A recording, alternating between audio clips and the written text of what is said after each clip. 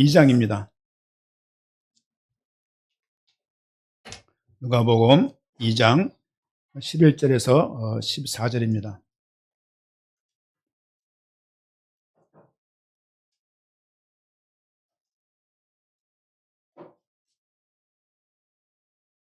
너무 잘 아는 구절입니다. 2장 11절부터 14절 말씀까지 같이 말씀 합독하도록 하겠습니다. 오늘 다윗의 동네에 너희를 위하여 구주가 나셨으니 그 그리스도 주시니라. 너희가 가서 강보에 쌓여 구유에 뉘어 있는 아기를 보리니 이것이 너희에게 표적이니라 하더니 호련히 수많은 천군이 그 천사와 함께 하나님을 찬송하여 이르되 지극히 높은 곳에서는 하나님께 영광이요 땅에서는 하나님의 기뻐하신 사람들 중에 평화로다 하니라. 아멘. 어렸을 때 성탄절 기억은 전날 우리 그 선물교환 같은 거 하고 새벽송 하네. 새벽송. 여기 계신 우리 조은경 권사랄지 우리 임준호 장로랄지 청년 때 같이 지냈기 때문에 이렇게 새벽송 막 하는 거야. 예배 드릴 땐 어떡합니까? 다 자는 거죠.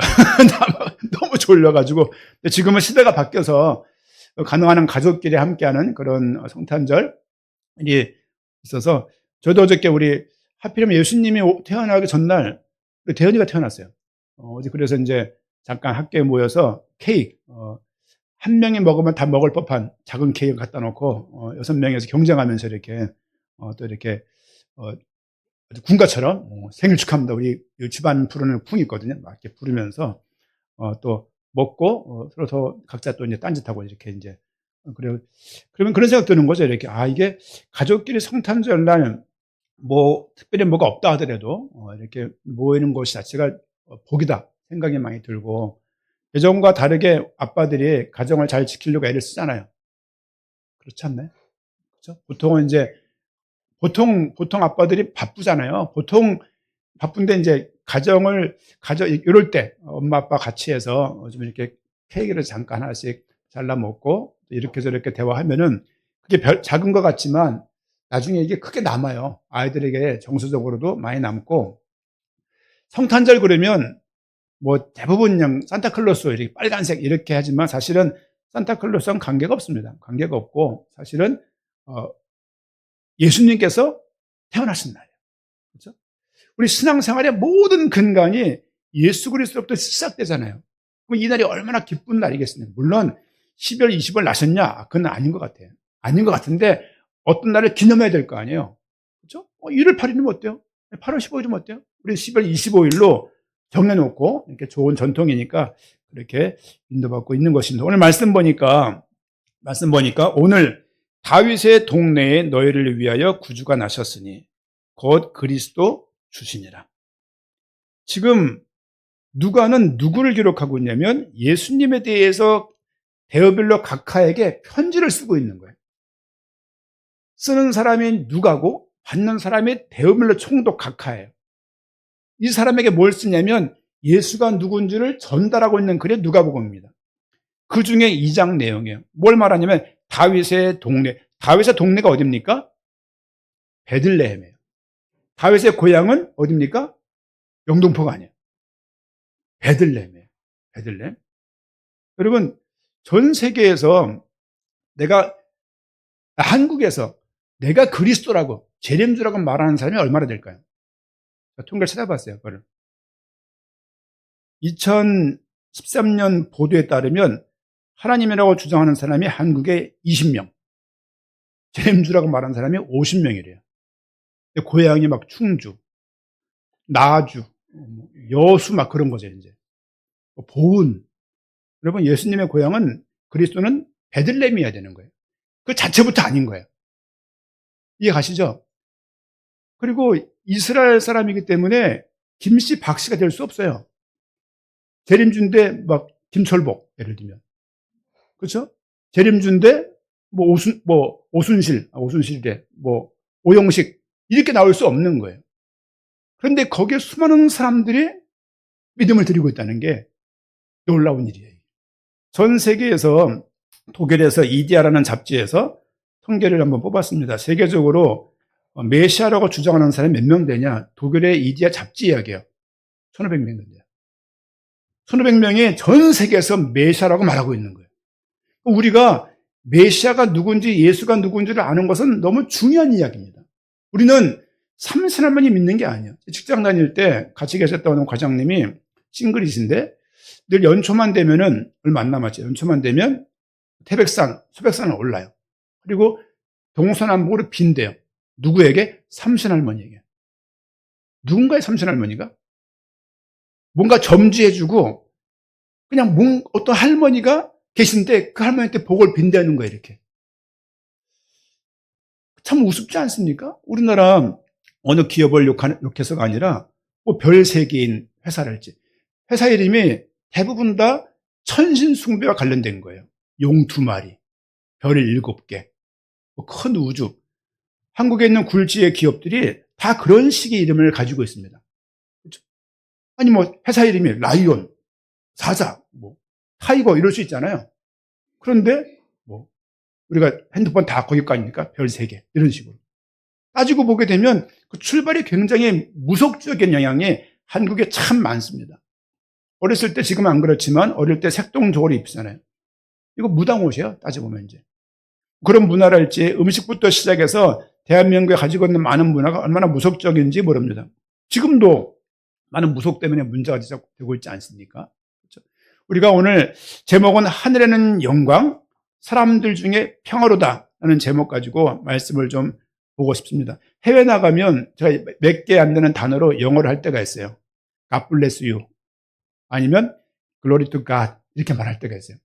NIV에 glory to God 치면은 딱 한 구절 나와요. 그 한 구절이 오늘 14절 그 내용입니다. 지극히 높은 곳에서는 하나님께 영광이요. glory to God이 성경 전체에서 여기만 나와요. 하나님께 영광을 드리고자 하는 그 누가가 지금 아무것도 모르는 데오빌라 각하에게 이 복음을 설명하고 있는 거예요.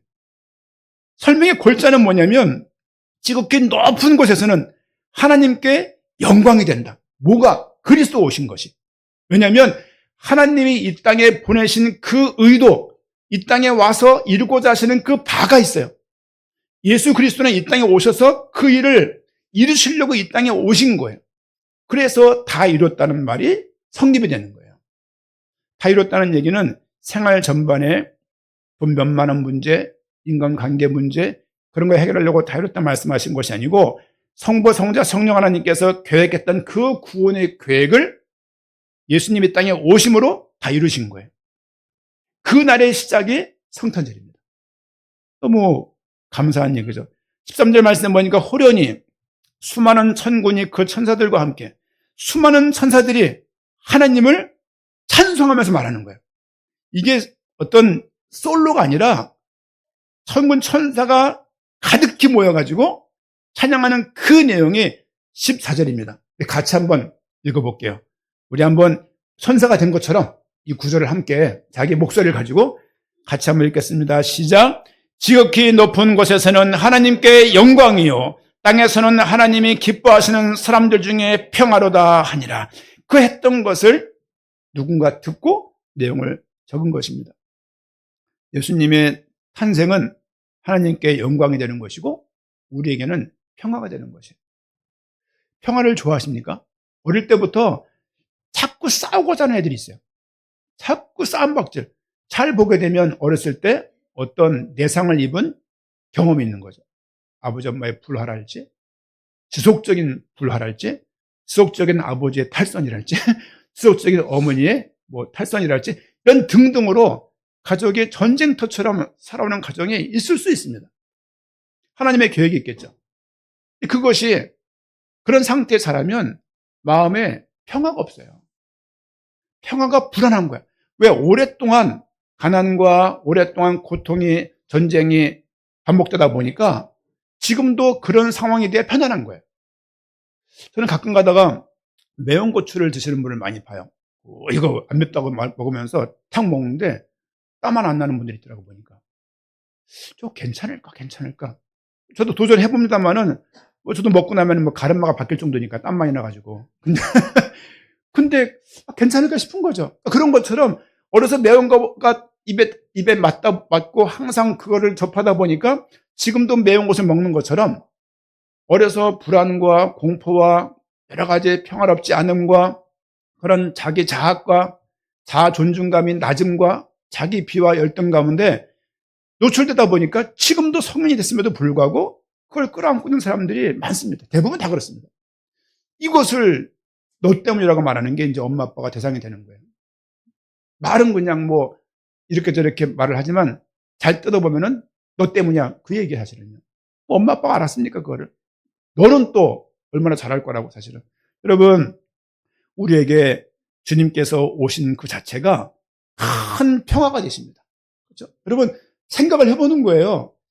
이제 얼마 있으면 이런 말 다 안 해. 제가 60이 되는데 죄송합니다. 나이 연세도 많이 드신 분들 됐는데 야 언제 이렇게 시간이 갔나 생각이 드는 거예요. 저희 어머니도 사실은 저를 뭐 24살 낳았으니까 얼마나 아리따울 때 저를 낳겠습니까? 저희 형님을 20살에 낳았으니까. 그렇죠? 근데 어느새 보니까 80 넘어가 되어 있어요. 그렇죠? 그리고 여기저기 아픈 게 자꾸 발병이 되고 뭐 인공관절 수술을 하시고 또 뼈에다가 또 문제가 있어 또 쇠심을 박아야 되고 계속 이런 치료 이런 분들이 있는 것이죠. 여러분 살아가면서 평화할 일이 우리가 얼마나 있습니까? 화곡동에는 광명엔 노래방이 많이 없어요. 광명에는 그렇게 뭐 노래방 많이 화곡동 여기 좀 나가면요 노래방이 그렇게 많아요. 술 먹는 곳이 너무너무 많아요. 야, 요즘엔 노래방 있나 좀. 여러분 노래방 가서 노래 부르고 면 편안합니까? 남행을쳐 부르고 나면 편안합니까? 가서 네 박자 부르고 나면 편안합니까? 어? 요즘 뭐 미스터 트롯 뭐 하고 있던데 보니까 그거 들으면 행복합니까? 그것도 한때지 사실은. 여러분 하나님을 만나는 그 상태의 신앙생활은 선교나 전도나 어떤 사역이 목적이 되면 안 되고 신앙생활은 하나님을 영화롭게 하고 그로 인해서 즐거운 그 자체가 신앙생활의 주가 돼야 돼요. 그게 아니면 자꾸 끝도 없이 숨도 안 쉬고 뛰어야 되는 거예요.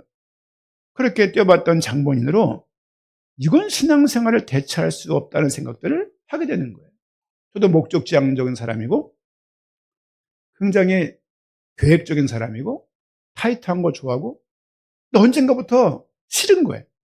이거 아니다. 힘이 없어 보이고 합리적이져 보이지 않고 조금 허술해 보여도 하나님의 인도받는 것이 맞다는 생각들을 언젠가부터 하게 됐어요. 나아지지가 않아요. 저 성향은. 하지만 가능한 한 의식적으로 놓으려고 애를 씁니다. 우리 모두에게 오늘 예배가 하나님께 영광이 되고 우리 모두에게 평화가 되기를 부탁을 드리고 축원드립니다. 창세기 3장 15절 말씀 보니까 예수님은 그냥 오신 것이 아니고 구약의 예언의 답으로 성취로 오신 거예요. 그냥 이 땅에 오셔가지고 예수란 점잖은 사람이 있었는데 살다 보니까 그분이 그리스도로 바뀐 게 아니에요. 득도해서 도를 깨달아서 어느 순간에 인간 예수인데 그리스도가 된 게 아니라고요. 그리스도이신 하나님께서 이 땅에 예수님으로 오신 거예요. 그렇죠?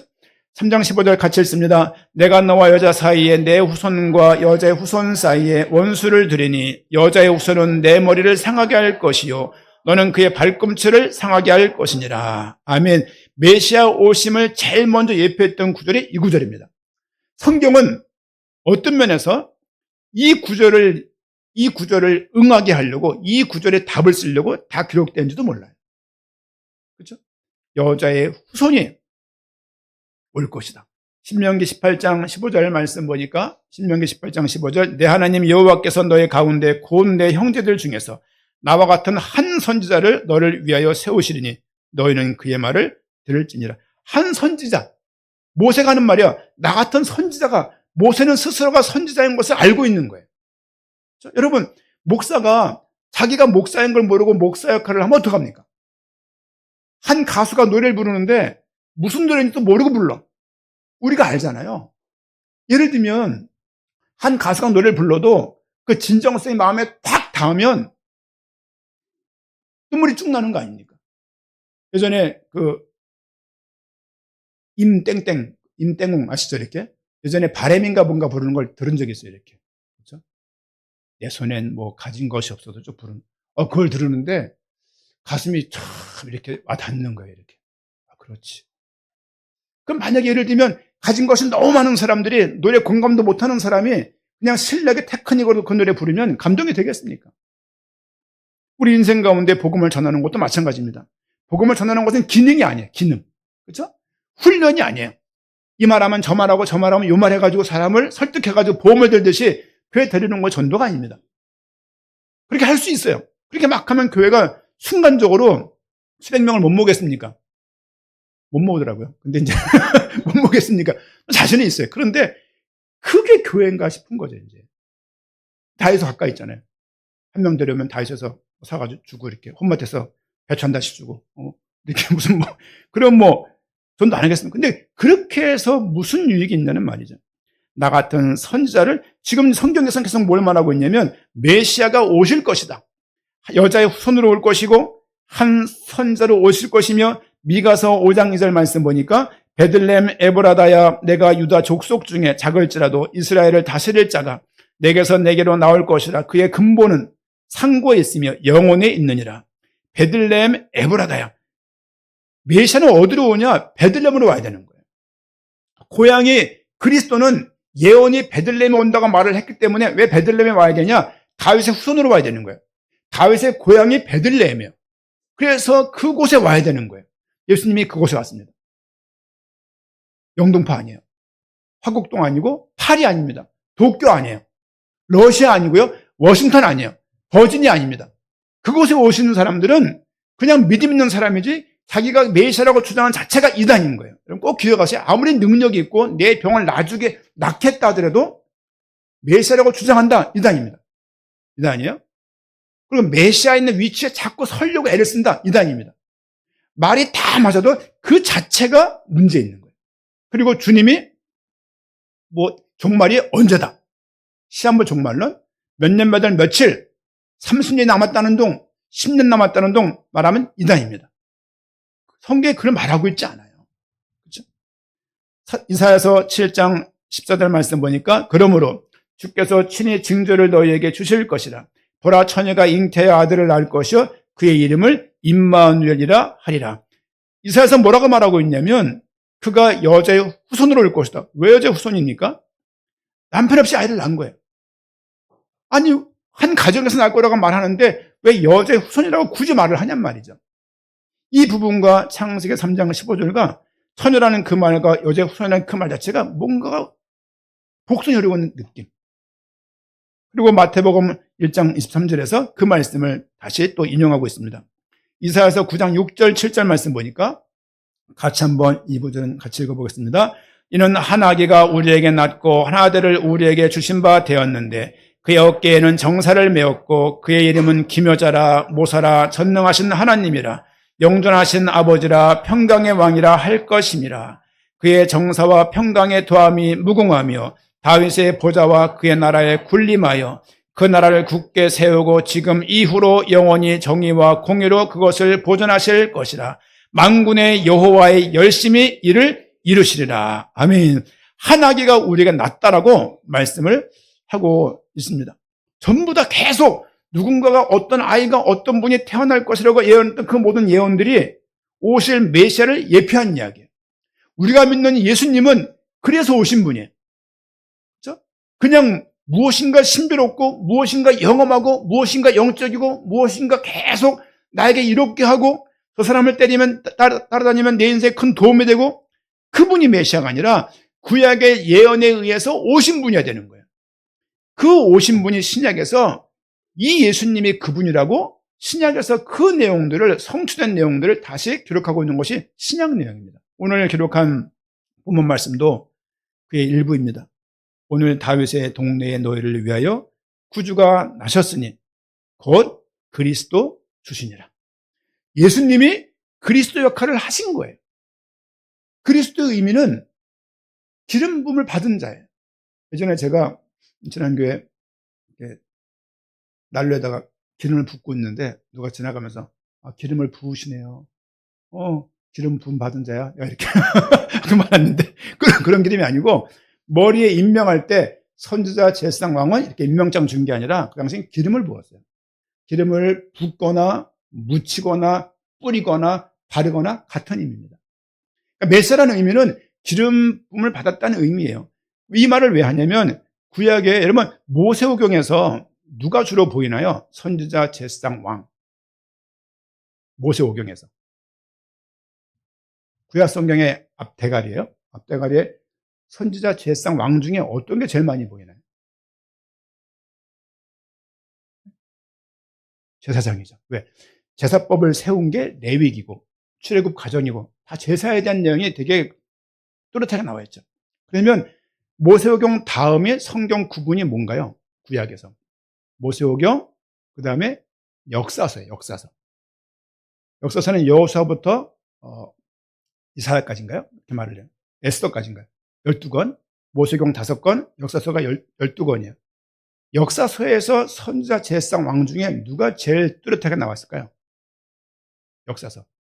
조선왕조실록, 태종태세, 문단세 누구 이야기예요? 왕 이야기예요. 역사서에는 왕 이야기가 주축이에요. 모세오경의 제사장, 역사서의 왕, 선지서에는요. 선지자죠. 책을 읽다 보게 되면 하나님 믿지 않아도 여긴 제사가 강조되어 있네. 여긴 왕이 도드라지네. 여긴 단어 또한 그래. 단어 또한 왕이라는 이야기가 역사서에 제일 많이 나와요. 정량적으로. 따져보게 되면 구약은 제사장과 왕과 선지자를 예표하고 있는 거예요. 그런데 왕이 온다고 말하고 있지만 그 왕이 어떻게 왔냐? 그 얘기를 메시아가 그리스도가 온 메시아와 그리스도는 같은 뜻이에요. 예를 들면 무슨 말이죠? 뭐 엉덩이나 군댕이나 다른 말인가? 뭐 얼굴 낯짝 같은 말이잖아요. 그렇죠? 뭐 숟가락이나 수저나 같은 말이잖아요. 그러니까 메시아는 구약 말이고 히브리어, 그리스도는 신약 말이에요. 우린 이거를 한자로 기독교인, 그리스도 교인이라고 말하잖아요. 메시아가 그리스도라는 얘기죠. 실제 예수님이 알고 보니까 그리스도라고 말하고 있는 게 신약 성경의 마태, 마가, 누가, 요한의 내용들입니다. 오늘 내용을 보니까 예레미야 23장 5절 말씀 보니까 다윗의 후손으로 올 것이다. 내가 다윗에게 한 의로운 가지를 일으킬 것이라. 이것도 메시아의 오심을 예표한 이야기예요. 아브라함과 다윗 자손 예수 그리스도의 족보다. 마태복음 1장 1절이에요. 너무 의미 있는 얘기예요. 왜? 구약에서 메시아를 가득히 예언을 하고 신약과 구약의 첫 책이 마태복음인데 마태복음 1장 1절에 연결한 고리가 아브라함과 다윗의 구약 전체를 받는 거예요. 이 예수님을 말하고 싶은데 이분이 아브라함의 씨고 다윗의 씨라는 것을 말하고 있는 거예요. 구약을 보게 되니까 어린 예수님, 그리고 오실 메시아를 어린 양으로, 메시아를 제사장으로, 메시아를 왕으로, 메시아를 선지자로, 메시아를 성막으로, 메시아를 도피성으로, 메시아를 방주로, 메시아를 만나와 이 모든 내용들이 전부 누구를 예표한 것이냐? 오실 메시아를 예표한 거예요. 여러분, BC 1446년도에 출애굽을 했어요. 최소한 1445년도부터 성경을 썼다고 말을 하면 예수님 당시로 말을 하면 1400년 전에 썼던 내용들이 지금 성취된 거예요. 그 성취된 내용 구약과 신약을 우리가 보고 있는 거예요. 여러분 성경에 대한 믿음이 없으면 신앙생활을 못합니다. 저는 예전에 교회 나왔는데 뭐죠 그 일간 스포츠인가? 신문을 보고 계신 분이 계시더라고요. 저 뒤에서. 여러분이 아시는 분이에요. 저 상암동에 있는 서 땡땡 장로님이신데 신문을 딱 교회에서 신문을 목사님이 남전대 회의할 테니까 껌 뱉으라 했어요. 하다가 탁 뱉어보더라고. 그분이 지금 장로님이 돼갖고 아시는 분인데 꼭 그러는 거죠 이제. 그러니까 참 교회 다양한 사람 많잖아요 이제. 여러분 교회에서 행동이 어떻든지 간에 예수를 그리스도라고 믿는 믿음을 가져갈 때 신앙이 자라는 거예요. 여러분 성경 그냥 인수버려 여기지 마세요. 성경 그냥 사람들이 그냥 믿자고 결정하고 만든 책으로 생각하지 마십시오. 그렇지 않습니다. 여러분 제가 대학 도서관에 있었는데요. 도서관에 보존서고라는 게 있어요. 보존서고, 폐서고. 무슨 말이냐면 책이 수명을 다하고 일정 기간이 지나면 내려요. 지하로 이제. 1년 내내 햇빛도 없이 어두운데 책에 먼지 소복히 쌓여있어요. 일정 기간이 지나면 그걸 또 폐기를 해요. 한 번도 거기에 들어가 있는 성경을 본 적이 없어요. 성경이 학교 없기도 하지만 이런저런 사서 성경부터 시작해서 대학, 논어, 중용 이런 책 많아요. 컴퓨터 책은 수명이 더 짧고 버전이 업그레이드 되니까 그 수많은 책들이 막 사라지는데 여러분 성경은 한 번도 보존수가 내려간 적이 없습니다. 왜냐하면 이거는 시대를 이때는 필요하고 겨울엔 안 필요하고 그런 게 아니잖아요. 여러분 제가 많은 나라를 좀 가보려고 애를 썼고 그리고 좀 가봤어요. 중남미도 가보고 미국도 가보고 아프리카도 가보고 동남아시아 여러 군데 가봤습니다. 성경을 다 그들이 가지고 있는 거예요. 너무 놀라워요. 아니 어떻게 예를 들면 햄릿 그 책들을 다 가지고 있을까요? 또 어떻게 성경 책 하나 가지고 이 글자로 쓴 이 책 하나 가지고 육성이 있는 것도 아니고 이 책 하나 가지고 이 많은 사람들이 모여서 기독교를 형성할 수가 있단 말이에요. 그러니까 수많은 이단들이 나오고 이 자체가 너무 놀라운 거죠. 여러분 하나님은 살아계십니다. 그 하나님께서 이 땅에 우리의 구원을 위해서 오신 거예요. 내 구원을 위해서 오신 거예요. 여러분 이 의미가 계속 커져갔으면 좋겠어요. 커져가지 않으면 여러분 자녀도 안 커져갑니다. 부모들이 커가야 애들이 커요. 여러분 고린도전 요한복음 6장 38절 말씀 보니까 요한복음 6장 38절 하나님의 뜻에 순종하려고 오셨는데 내가 하늘에서 내려온 것은 내 뜻을 행하려 함이 아니요 나를 보내신 이의 뜻을 행하려고 이 땅에 오셨다. 메시아가 오신 이유는 하나님의 뜻을 행하고 이루시려고 이 땅에 순종해서 오신 거예요. 그렇죠? 여러분 죽는다는 것이 고통스럽지 않을까요? 고통스럽지 않고 죽으면 좋겠어요. 하지만 주님께서 본인의 죽음을 앞두고 했던 그 처절한 그 기도를 한번 보십시오. 하지만 주의 뜻대로 하옵소서. 들어가기 직전에 내가 다 이뤘다는 그 말씀이 그냥 독백이 아니라 우리와 관계된 말씀이다. 우리와 관계된. 그렇죠? 성탄절을 기억할 때 주님의 이 은혜가 우리에게 주어졌음을 꼭 기억을 하셔야 될 것입니다. 고린도전서 15장 3절 말씀, 4절 말씀 보니까 성경대로 그리스도께서 우리 죄를 위하여 죽으사 성경대로 죽으신 거예요. 기분 나빠 죽은 게 아니라 열받아 죽은 게 아니에요. 그냥 오늘 죽어볼까? 확 죽어버릴까 보다. 제가 어려서 어머니에게 죄송한데 저 안에 했던 생각이 있었어요. 뭐냐면 확 죽어버릴까? 이 생각이 많았어요. 화가 많았던 거예요. 화가 많고 분노가 많아서 막 어쩔 줄을 모르는 그 아이 있잖아요. 이제 막 집이 어려웠으니까 막 집에 산동네 저 위에 연탄도 안 날라주고 그런 집이 이렇게 물도 막 제한급수 떼주고 밤 몇 시대 물 나고 어머니 늘 물 받으시고 아침 물 데워 놓으시고 감사합니다 어머니. 네. 그런 가운데 살았는데 이 화가 많은 거예요.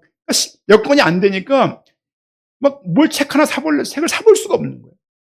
그냥 중고 책방 가고 그 책 아저씨한테 책 마련해놓고 그 책 올 때까지 기다리고 핸드폰 있나요? 매번 거기 또 가봐야 되고 이렇게. 그러면서 책 한 권을 붙들고 했던 적이 늘 뭐가 있었냐면 아우 뭐 돈 좀 많이 벌 수 없나? 그 생각했거든요. 그런데 그쪽으로 가지 않고 계속 주에게를 오게 된 것도 참 감사한 거예요. 그렇죠? 여러분 주님께서 성경대로 오셔서 성경대로 죽으시고 성경대로 부활하신 거예요. 그렇죠?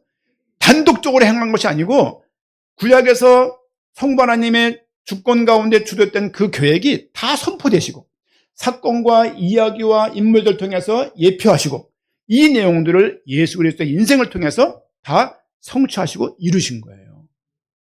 이것이 우리와 관계가 있다고요. 이것이 딱 들어와야 신앙생활이 시작됩니다. 그 전까지는요, 교회생활 재미없어요. 그냥 와서 딴 생각하다가 집에 빨리 어떻게 할까 생각하고 끝나고 빨리 놀러 갈 생각하고 그런 생각이 나지. 여러분 이 교회 나와서 내가 예배드린다 자체가 하나님의 은혜가 있지 않으면 불가능한 것입니다. 옆 사람과 인사합시다. 메리 크리스마스. 자, 우리 악수하면서 자, 축성탄 메리 크리스마스입니다. 메리 크리스마스. 여러분 교회 생활이 귀중한 거예요. 그냥 교회 생활이요. 그냥 되는 게 하나님의 은혜가 있어야 돼요. 은혜가. 여러분 꼭 기억하십시오. 주님께서 하신 모든 것들이 나를 위한 것이다. 그렇죠? 우리 요한복음 3장 16절입니다. 너무 잘 아는 구절인데요. 같이 한번 읽겠습니다. 하나님의 세상을 이처럼 사랑하사 독생자를 주셨으니 이는 그를 믿는 자마다 멸망치 않고 영생을 얻게 하려 하십니다. 하나님의 세상을 이처럼 사랑해서 얼만큼 사랑했냐? 이처럼 사랑했어요. 이처럼이 뭐냐? 독생자를 주실 정도로. 독생자를 주실 정도로 이 땅을 사랑하신 그 구원 계획에 예수님이 순종해서 이 땅에 인간으로 오신 거예요. 누가 동물을 좋아한다고 동물집에 삽니까? 네? 누가 곤충을 좋아한다고 곤충집에 누가 살겠냐고요? 조금 과한 말인지 모르겠지만 하나님께서 우주를 창조하시고 저 은하계 변방에 있는 태양계, 그 태양계의 세 번째 행성인 지구에 주님께서 들어오신 거예요. 여러분 그냥 젊으니까 동아리 생활하듯이 교회 오시면 안 됩니다. 교회를 위해서 목숨 다 바쳐라 그 얘기도 아닙니다. 이런 거 있잖아요. 우리 최 목사님 막 그러지 마세요. 부담스러워요. 그냥 하나님 믿으시면 되고 설교 막 10번 들어야 돼. 그러지 마세요. 한 2번 좀 들으시고 들으시고 성경 읽으세요. 우리 교회가 최고야. 아니요. 더 좋은 게 더 많아요. 더 여러 가지 좋은 여건 많고 너무 그렇게 해가지고 막 우리게 그렇게 해서 성도를 끌고 오지 마십시오. 왜냐면 실망하면 금방 나갑니다. 금방 나가요. 그때 여러분 또 마음 아파요. 그러니까 진짜 기도하면서 올 사람들이 와야 돼요. 전 그런 마음이 있습니다. 왜 목회자로서 교회를 부흥시키고 주 앞에서 특출나게 자라고 싶은 마음이 왜 없겠습니까? 하지만 과거에 이거 아닌 것 같은데라는 것을 좋은 방법론이라 그래서 다시 그걸 접목을 시켜가지고 교회를 또 그렇게 이끌고 싶지 않아요. 조금 아무것도 안 하는 것 같아도 교회 생활 자체가 우리에게 은혜가 되면 좋겠다. 행복하면 좋겠다. 그렇죠? 이런 복음이 영광의 복음을 알면 신앙생활을 어떻게 하겠냐고요. 뭐 하라 마라 막 그렇게 안 합니다. 되게 돼 있는 거예요, 이게. 시편 19장 1절 말씀 보니까 하늘이 하나님의 영광을 선포하고 궁창이 그의 손으로 하신 일을 나타내는도다. 하늘이 하나님의 영광을 선포한대요. 그렇죠? 하나님의 살아계심을 자연 자체가 선포하는 것이죠. 시편 103편 20절 21절 말씀 보니까 여호와의 영광을 찬송하였지어다. 여호와의 천사들 그의 능력 있는 자들 그의 말씀을 듣고 순종하는 자들아 그를 찬송하라. 사람의 제일 되는 목적이 뭡니까? 하나님을 영화롭게 하고 그를 인하여서 즐거워하는 거예요. 이 헌신이 하나님께 영광이 되는 거야. 이 헌신이 작은 봉사 같지만 그냥 실제 하면서 내 시간을 투자해야 되고 내가 실제 힘들고 내가 서툰 것이지만 실제 봉사와 헌신하는 그 자체가 교회를 온전히 세울 수 있고 영광이 되는 것이라면 얼마나 기쁨을 할 수 있겠습니까? 지금은 여러분 개척교회니까 서로 봉사하려고 애를 쓰실 거예요. 교회가 조금 커지면요 그때부터 꾀가 나요. 늦게 온 애들이 해야 되는 것처럼 나는 이거 해 저거 해 이렇게 하면서 다닐 수도 있습니다. 극혐입니다. 그런 모습 정말 싫어합니다. 왜냐하면 늘 똑같은 마음 가지고 주를 살면 좋겠어요. 그렇죠? 자고하지 않으면 좋겠어요. 교만해지지 않으면 좋겠어요. 주님이 주신 여러분 생각해 보시죠. 올해 되어진 가정들을 생각을 해보세요. 정말 다사다난했고요. 이사 4번 했습니다. 그렇죠? 2월달 이사 또 합니다. 우리 어머니 이사 또 하는데 이게 우리 아들들이 알아요. 어떻게 살았는지를. 차가 전차 지저분한 걸 별로 안 좋아하거든요. 차가 엉망진창이야. 막 차가 그냥 짐차를 써가지고 막 별거 다 있고 막 안에 먼지 그냥 운전할 때 보면 차가 먼지가 안에가 뽀해요. 그거 하나 못 닦을 정도로 분주했던 시간이었습니다. 하지만 하나님께서 하셨다는 것을 딱 인정하니까 아무런 문제가 없는 거예요. 하나님이 하신 것이죠. 로마서 5장 1절 말씀 보니까 그러므로 우리가 믿음으로 의롭다 하심을 받았으니 우리 주 예수 그리스도로 말미암아 하나님과 화평을 누리자, 평화를 누리자. 하나님과 평화하십시오. 평화해야지 되는 게 아니에요. 예를 들면 내가 성화해야지 되는 게 아니에요. 견인해야지 되는 게 아니라니까요. 결국은 하나님의 주권과 주도하에서 모든 것들이 진행되는 것입니다. 그럼에도 불구하고 우리의 의지와 우리의 열심과 경주함이 당연히 필요합니다.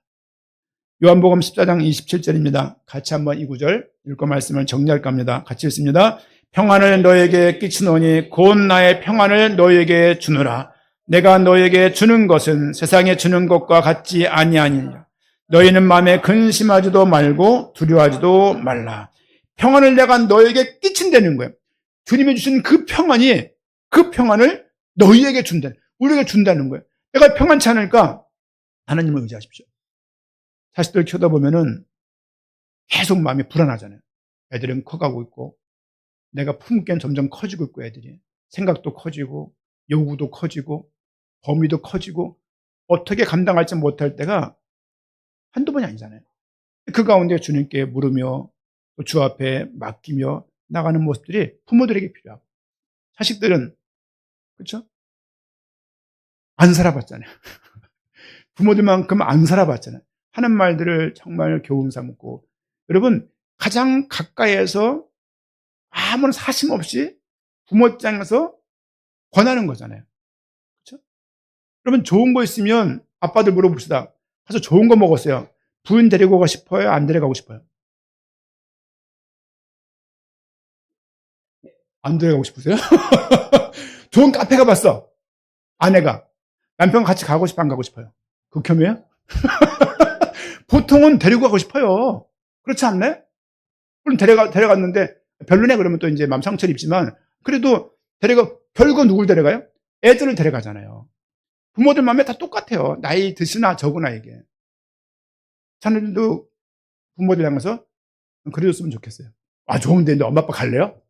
엄마 아빠가 와서 야 이거 비싸게 말하지 별거 아니더라 그런 말 할지라도 왜냐면 그런 작은 만남과 작은 가정의 그 행동들이 행복이 다른 거 없더라고요. 행복이요.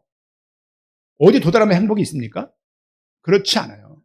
행복이라는 게 무형적인 거잖아요. 무형적인 거예요. 말투 하나의 사람이 그냥 폭발도 하고 말투 하나의 사람들이 평화도 임하는 거거든요. 여러분, 우리 마음속에 오늘 본문 말씀처럼 하나님이 주신 그 영광과 평화가 가득했으면 좋겠어요. 여러분, 조금 하나님을 바라보세요. 하나님을 바라보면서 인생에 많은 문제가 있을 수밖에 없어요. 문제 없으니까 안 믿어. 그러시면 안 돼요. 우리 어머니가 어제 병원에 같이 갔다 왔어요. 인공관절 수술한 거 올해 마지막 이제 정기검진 갔다 왔는데 다리 한짝에 또 뭐 수술을 해야 되는 거예요. 이제 가서 보니까 엄마가 좌절하셔갖고 아이씨 인생이 뭐 너무 막 오래 살았다는 둥 뭐 표정 보니까 하나님 어디 계시는 둥 그런 눈치 갖고 그래서 내가 이거 아들로서 어떻게 했는지 그래서 막 괜히 허튼 얘기 막 하고 그러는데 제가 참 궁상맞더라고요. 이렇게 그래도 엄마 그래도 중병 걸리면 난 거 아니니까 말하는데 생각해보세요. 이 허벅지뼈에 대퇴부뼈에다가 쇠심 방다가 생각해보십시오. 어머니만 그런 게 아니라 나도 언젠간 저럴 수 있는데 생각을 해보는 거죠. 이제 주님이 우리 인생 가운데 참 평안과 하나님을 위하여 영광을 드리는 그 인생을 하나님이 기뻐하십니다. 그렇죠? 삶이 녹록치 않아도 사람의 제일 되는 목적 하나님께 영광 드리고 하나님을 영화롭게 하고 사는 이 자체가 복이구나. 그렇죠? 그런 거 있잖아요. 우리 지난 어느 분 그런 말 하더라고요. 11조 내려고 이제 돈을 딱 세고 있는데 애가 들어온 거야. 아빠 이게 무슨 돈이야? 내가 11조 내려고 이렇게 많이 내? 우리 아빠 정신 나갔어. 그러고 나갔다더라고요. 여자 중3 때 딸내미인데 그 말 듣고서 내가 딸을 어떻게 키웠지? 그 생각을 한참 했다고 하더라고요. 이제. 그러면서 생각이 번쩍 들더래요. 여러분, 11조 많이 내라 그 얘기가 아니에요. 내 삶의 주체가 하나님이 되고 우리 인생 자체가 하나님의 이끌리고 있다는 것을 기억하시고 다른 것보다 하나님의 큰 계획을 이루시기 위해서 우리에게 영광의 보좌를 버리시고 이 땅에 오신 예수 그리스도를 기억하시면서 또 백성들을 구원할 구원자로 오신 예수님을 찬양하면서 우리 인생이 정말 안 보이고 없는 것 같고 많은 사람들이 무엇이냐고 말을 하고 있지만 하나님의 살아계심을 발견하며 참 평안과 영광이 구하는 한 주간 그런 성탄들이 되기를 부탁을 드리고 축원드립니다. 아멘.